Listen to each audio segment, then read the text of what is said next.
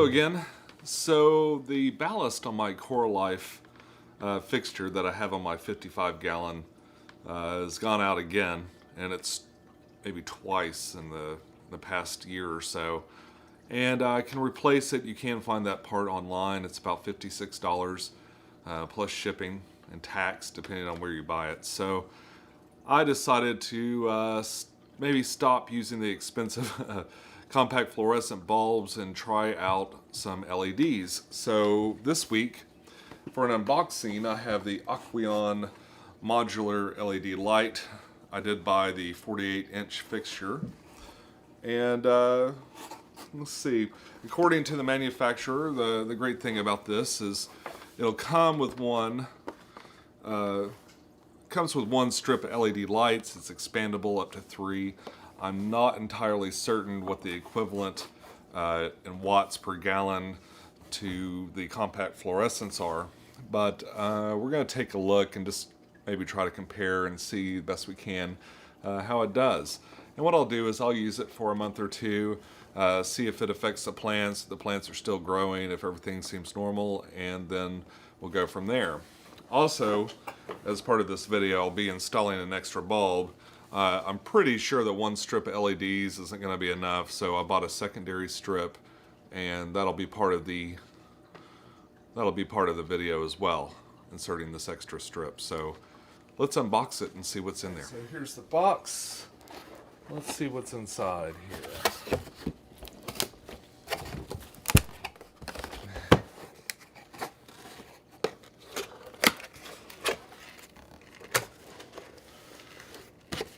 Alright, so pretty basic so far. Have the light, probably power supply, and instructions.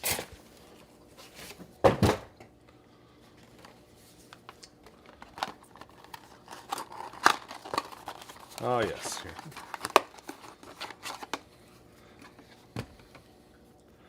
Now these do come with blue LEDs as well as the white LEDs, but it looks like at first glance they made the same mistake a lot of these manufacturers make, in that it doesn't have the split power supply, so you can't do a timer for the blue LEDs to come on at night.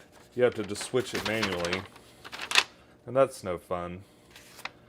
But, alright, I'm going to start taking a look here, and then we'll see what it can do.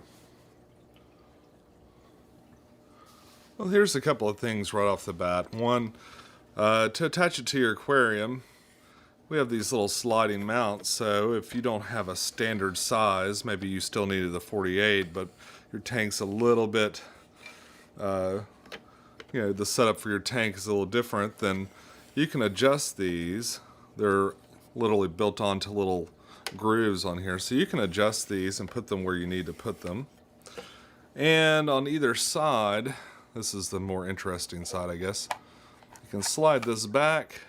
You can see that these are coated to kind of keep them protected from moisture, and this is where you plug in the power source for your extra strips.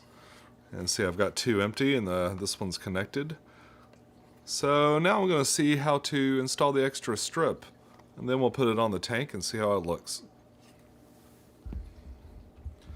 Alright, so the instructions say to slide these up and then remove them from the channels. It feels a little bit like you're going to break it, but if you just simply pull on the edge of this a little bit, it gives it just enough leeway. You can pull this off pretty easily. And we'll do the same for the other side. I'm just going to move these over. And I'll pull just a little bit. There we go. Yeah, so I'll pull it out just a little bit here. And that gives it enough wiggle room to where you can kind of pull this out. And it doesn't appear to cause any damage whatsoever. Once you have your replacement bulb or your extra bulb out, it's a little easier to see than the one that's installed. You've got what looks like pretty nice quality LEDs. These aren't the little button LEDs. These are the little square ones that are a little bit better quality, more expensive. And you can see it's encased in this sort of glass tube, it looks like, which should keep it pretty safe from moisture. And I guess the thing to do would be to slide it. I'm just going to put it under these. I didn't pull off the little mounting brackets or anything. And this should just snap into place. And I'll just pick one of these things to plug it into. Pretty simple. Pretty simple overall. And I will put this back on the same way I took it off, just by giving a little bit of pressure there. Whoops.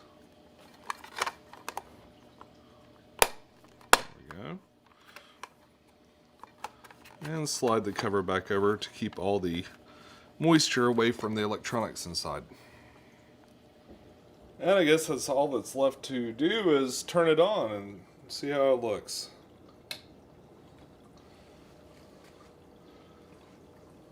You could almost fit two of these on top of a 55-gallon. Of course, sliding it back and forth, I get different amounts of light in different areas here. I would say it's not as much light, even with two, as the compact fluorescents were, but it still looks pretty good. Not too bad. I could probably clean the top of my glass. It would help a great deal. And of course it's daytime, so everything's a little bit unusual looking, but not bad overall.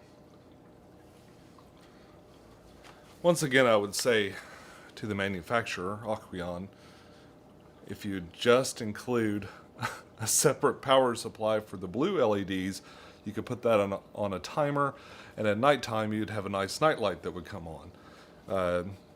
Having the user just go up and flip the switch over to nighttime means that you probably don't have it on a timer, which is bad for plants and aquariums in general. So if I had a piece of advice, or if I was going to change something, that would be mainly that. The modular system's good. I mean, maybe you don't need 3, or maybe you don't need 2. That's kind of a neat way to sell it, where you could just sort of upgrade. But the coverage seems a little spotty. It would be nicer if perhaps it was wider. Maybe include 4 of them would be all the much better. But I'm going to try it with the 2. I might actually add just 1 more because it's not quite as bright as I would like it. I don't think a lot of these plants are going to have a problem. These are low light plants. I don't run CO2 or anything like that in this aquarium, but we're going to give it a shot, and I'll let you know how it does. Thanks again for watching.